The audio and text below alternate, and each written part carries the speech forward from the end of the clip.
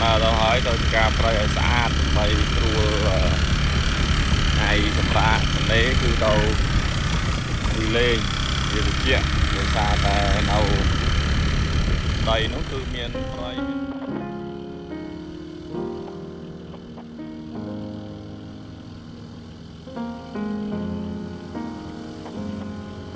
បាទសួស្តីបងប្អូនទីស្រឡាញ់រាប់អានបាទអញ្ចឹងបងប្អូនសុខសប្បាយធម្មតាទេហើយខ្ញុំក៏សុខសប្បាយដូចគ្នាដែរបងប្អូនអីថ្ងៃនេះខ្ញុំធ្វើដំណើរពីអ្នកបងបើចុះទៅទីការព្រៃមួយកន្លែងដែលម្ដាយគាត់ចែកឲ្យដីនៅភូមិនោះនៅក្បែរបារាយដែលខ្ញុំធ្លាប់វីដេអូបងប្អូនមើលពីមុនបងប្អូនអញ្ចឹងឃើញថានៅភូមិគឺស្ងប់ស្ងាត់ល្អទេសភាពតាមផ្លូវគឺមិនសូវជាមានផ្ទះនៅទេបងប្អូនគឺមានដីស្រឡះទេហើយខែនេះគឺទេសភាពអូបៃតងស្រស់ស្អាតមែនទេតែឥឡូវគឺបងប្អូនឃើញពពកបាទមេឃគឺរោគភ្លៀងហើយតែទៅនេះគឺគោលបំណងគឺទៅឆ្កាប់ប្រៃឲ្យស្រឡះហើយដុតសម្រាប់សម្អាតខាងក្រមកុំមានមុខខំបងប្អូនអាចចង់រឹងឬការកតេលគួយលេងពេលសម្រាប់ចុងសប្តាហ៍បាទអញ្ចឹងទីក៏រៀបចំហើយក៏ដោយសារដីដែលខ្ញុំទៅឆ្កាហ្នឹងពេលខ្ញុំធ្លាប់ថតធ្វើវីដេអូមុនដែលថាចង់ធ្វើជាផ្ទះមួយកន្លែងតែផ្ទះឈើទូចមួយដើម្បីឲ្យពេលទន្លេទន្លេនេះមានជាផ្ទះស្នាក់នៅបងប្អូនអញ្ចឹងចុងសប្តាហ៍យើងអាចទៅលំហែអារម្មណ៍បានចឹងទេតែកន្លែងដែលរៀបចំធ្វើនោះដូរមិនបានធ្វើកន្លែងហ្នឹងទេបាទធ្វើកន្លែងផ្សេងហើយក៏មិនមែនពេលហ្នឹងដែរព្រោះថាពេលហ្នឹងវាតងមួយនឹងបញ្ហាមួយចំនួនដែលមិនទាន់អាចធ្វើបានបាទចឹងទេពេលដែលធ្វើខ្ញុំនឹងថតជូនបងប្អូនឲ្យមើលថាឲ្យបងប្អូនឃើញពីទស្សនវិជ្ជាផ្សេងៗនៅទីនោះ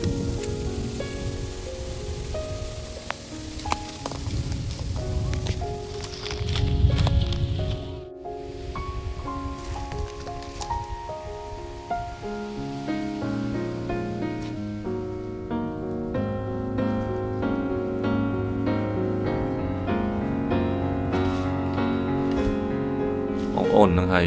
ទីហ្នឹងគឺសម្រាប់ខ្ញុំវិញខ្ញុំចង់ធ្វើកូនផ្ទះទូចមួយសម្រាប់ការលំហែពេលថ្ងៃសម្រាកហើយក៏រំដៅជីវិតសាមញ្ញហើយក៏អាចបងប្អូនដែលគាត់មកលេងកាត់សក់ឬក៏អង្គុយលេងសួយត្រីមើលទេសភាពចង់ស្ដាប់សំឡេងសត្វយំស្រូបយកខ្យល់អាកាសបរិសុទ្ធហ្នឹងគឺចង់ធ្វើបែបអញ្ចឹងបងប្អូនហើយពេលធ្វើបែបអញ្ចឹងបើសិនជាធ្វើទៅអាចបានទេសភាពឲ្យបងប្អូនចាប់អារម្មណ៍ច្រើនហើយបងប្អូនអាចចង់មកលេងខេត្តសៀមរាបចង់ឈៀងចូលលេងក៏ចង់មកឃើញនៅទស្សនវិជ្ជាជាក់ស្ដែងព្រោះទៅឃើញក្នុងវីដេអូបងប្អូនអាចមកបានបាទអញ្ចឹងបងប្អូនគ្រប់ត្រូលហ្នឹងហើយបងប្អូនអាចមកចូលរួមឬក៏មកលេងនៅទីនេះបានបាទទីនេះនៅព្រៃនេះគឺមានរុក្ខជាតិប្លែកៗតែរុក្ខជាតិជាច្រើនដែលខ្ញុំអត់ដែលស្គាល់ឈ្មោះទេបាទអញ្ចឹងគឺយើងឆ្កានេះគឺឆ្កាឲ្យឆ្លាស់ក្រមហើយរៀបចំបងប្អូនឃើញនៅជង្គៀងខ្ញុំមានដើមមួយធំហ្នឹងគឺដើមស៊ីមុនបាទបែកមេឃសាខាបងប្អូនគឺដើមស៊ីមុនហើយមានក្បែរនឹងទៀតខស៊ីមុនដូចគ្នាដែរវាដោះក្បែរគ្នាហើយខ្ញុំឃើញវាមើលទៅស្អាតហើយអត់ចង់កាប់វាចេញទេបងប្អូនគឺគិតថាអាចបើសិនជាអាចគឺចង់ធ្វើផ្ទះនៅលើដើមស៊ីមុនហ្នឹងហើយដើម្បីធ្វើទៅបាទយើងអាចឡើងទៅលើយើងអាចមើលឃើញទេសភាពពីចម្ងាយមើលទៅមាត់ស្ទឹងក៏ស្អាតបាទអញ្ចឹងអាហ្នឹងអាចយូរទៀតបងប្អូនហ្នឹងហើយតែគាត់តែស្រឡាញ់ចង់ធ្វើបែបហ្នឹងហើយពេលដែលមកឆ្កាត្រួសត្រាយព្រៃមើលការនៅអាព្រៃដោះស្ដុកក្រមគឺស្ដុកមិនន័យថាមុខខំចូលទៅគឺស្ដុកខ្លាំងបាទពេលដែលឆ្កាដើរទូចខាងក្រមឆ្លាស់ដុតសម្រាមដុតអីទៅគឺមើលទៅគឺត្រជាក់ល្អហើយបើសិនជាមានរឿងចងអីគេងថ្ងៃឬក៏ដេកស្ដាប់សត្វយំអីល្អមែនទេបងប្អូនគឺអាកាសធាតុវាស្ងប់ស្ងាត់ហើយធ្វើអារម្មណ៍របស់យើងបានរីឡាក់បាទអញ្ចឹងពេលដែលកាប់ព្រៃការព្រៃហ្នឹងក៏ភ្លៀងបាទបងប្អូនឃើញមេឃខ្មៅពីមុនហើយឥឡូវភ្លៀងធ្លាក់ហើយតែភ្លៀងធ្លាក់ក៏បន្តដុតភ្លើងហើយភ្លើងហ្នឹងដុតរមឆេះបងប្អូនគឺ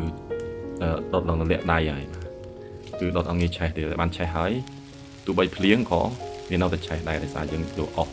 ងប់ដាក់ចូលវាពេលកំពុងឆេះបាទអញ្ចឹងទេសភាពពិតជាស្អាតបងប្អូនហើយ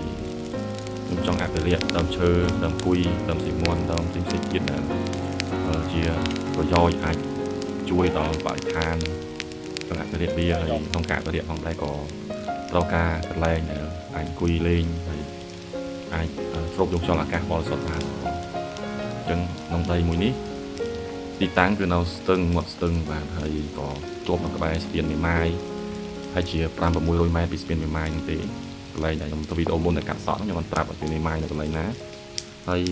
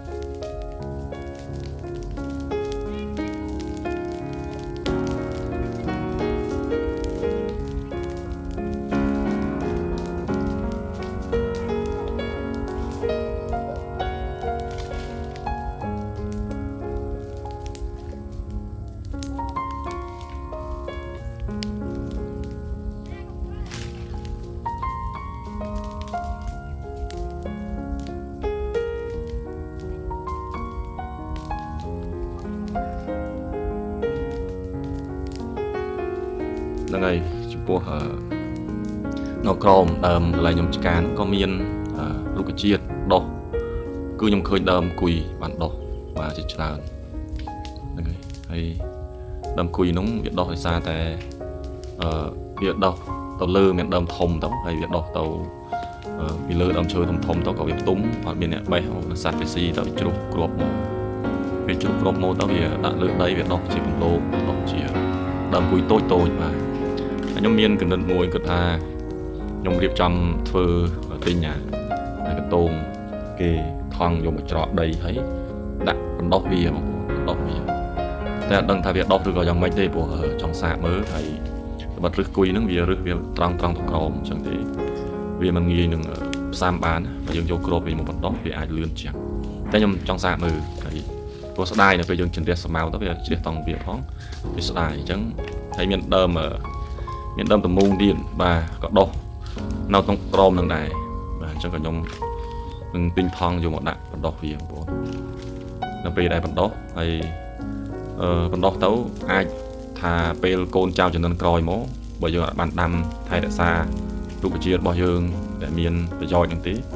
ប្រកបជាកូនចៅទួតចៅលួនជំនាន់ក្រោយគឺអាចទៅអត់ស្គាល់ទេបងប្អូនអញ្ចឹងវាបាត់ហើយចឹងវាអាចនៅឆ្ងាយពីតំបន់ពីក្រុងនៅប្រៃជ្រៅហ្នឹងទៅក៏បាក់នឹងការស្គាល់អញ្ចឹងទេខ្ញុំចង់អភិរក្សនៅដើមឈើដូចជាដើមតមូងដូចជាដើមញ៉ាំស្លឹកញ៉ាំផ្លែញ៉ាំអីហ្នឹងគឺយើងទុកវាបាទអញ្ចឹងដំណាំអីដែលយើងអាចដាំបានយើងដាំនៅក្រោមម្លប់ហ្នឹងអញ្ចឹងគឺឃើញថាទេសភាពស្អាតបងប្អូនពេលបងប្អូនមើលវីដេអូទាក់ទងនឹងទេសភាពរុក្ខជាតិជុំវិញនេះហើយបងប្អូនមានអារម្មណ៍បែបណាដែរបាទសម្រាប់ខ្ញុំវិញគឺទី1ខ្យល់អាកាសនៅពេលដែលនៅក្រោមដើមឈើមានម្លប់ពេលខ្យល់មកគឺត្រជាក់បាទហើយពេលយើងដកដង្ហើមមកគឺមានអារម្មណ៍ថាខ្យល់នោះបរិសុទ្ធស្រួលខ្លួនបាទហើយមួយទៀតវាឃើញយើងអាចមើលទៅឃើញពណ៌បៃតងទៅភ្នែករបស់យើងក៏ស្រួលបាទភ្នែករបស់យើងមើលទៅឃើញរុក្ខជាតិពណ៌បៃតងក៏ជួយដល់ភ្នែកយើងដែរបាទហ្នឹងហើយចឹងបងប្អូនវីដេអូថ្ងៃនេះបានទៅកាត់សក់នឹងទេបាទអញ្ចឹងជាធ្វើវីដេអូជូនពុកម៉ែបងប្អូនឲ្យឃើញពីទស្សនវិជ្ជានៃការរៀបចំដីឲ្យស្អាត ដើម្បីទទួលបងប្អូន បងប្អូនមកលេងបាទអញ្ចឹងបងប្អូនមកលេងជួយប្រាប់ផងខ្ញុំរៀបចំពេលវេលាអាចឲ្យត្រូវពេលគ្នាដើម្បីឲ្យពេលសម្រាប់អីទៅអាចមកលេងក្បែរហ្នឹងបាទមកលេងឆ្ងាយវាពិបាកបន្តិចក្នុងការធ្វើដំណើរបាទតែមកចិត្តហ្នឹងគឺម៉ូតូស្រួលគឺនៅក្បែរហ្នឹងមានកូនប្រាសាទតូចៗដែរហើយមានបារាយហើយមានស្ពានថ្មអញ្ចឹងទៅហើយមានស្ទឹងទៅនៅអ្វីបងប្អូនអាចឃើញបានហើយបងប្អូនចង់ឃើញពីស្ថិរភាពរបស់ប្រជាពលរដ្ឋដែលរស់នៅតំបន់ហ្នឹងគឺបងប្អូនអាចឃើញបានអញ្ចឹងបងប្អូនចូលចិត្តកំសាន្តបែបខ្សែជនបទបងប្អូនអាចមកលេងនៅកន្លែងរបស់ខ្ញុំទីតាំងរបស់ខ្ញុំបាទអញ្ចឹងអរគុណបងប្អូនដែលតាមដានវីដេអូនេះពីដើមដល់ចប់ហើយខ្ញុំនឹងផលិតវីដេអូបន្ថែមទៀតបានល្អជាងនេះបាទសូមអរគុណសូមជម្រាបលាបាទ